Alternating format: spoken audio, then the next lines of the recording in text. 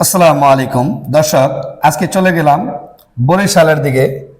গাড়িতে বসে বসে কিছু চমৎকার দৃশ্য দেখছি এবং আপনাদেরকে বিনোদন দেওয়ার জন্য চেষ্টা করছি। দর্শক, আজকে বরিশাল রূপাতলি চলে আসলাম আমার একজন নতুন উদ্যোক্তাকে প্রশিক্ষণ দেওয়ার জন্য এবং কারখানাটা ভিজিট করে আজকে আপনাদেরকে সম্পূর্ণ দেখানোর চেষ্টা করব যে একটি কারখানা কত সুন্দর করে সেট আপ করে রেখেছেন একজন উদ্যোক্তা।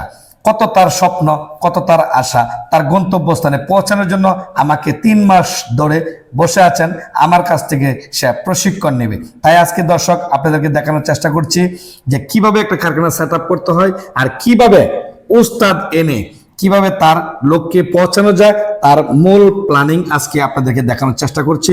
যে দেখেন কত সুন্দর করে একটি টেবিল বানাচ্ছে গার্মেন্টস সেক্টরে, একটি ফ্যাক্টরি গ্রামগঞ্জে। কত উদার মনের মানুষ হলে একটা ফ্যাক্টরি এভাবে সাজাতে পারে। আসলে আপনার প্ল্যানিং যদি সঠিক না হয় তাহলে আপনার কখনো আপনার সঠিক বাস্তবায়ন কখনো আপনার পূরণ হবে না। অতএব আপনার প্ল্যানিংটা সঠিক করুন, দেখবেন আপনার ফ্যাক্টরিটা আপনার মতনই আপনার গতিতে চলবে। কারণ ফ্যাক্টরি যদি আপনার মতন আপনার গতিতে না চলে তাহলে কখনো এই ফ্যাক্টরি ডেভেলপ করা যাবে না। ডেভেলপ করতে গেলে একমাত্র একজন সঠিক মাপের, একজন সঠিক মনের ওস্তাদের প্রশিক্ষণ নিন আর আপনার গন্তব্যস্থানে পৌঁছে যান। সকল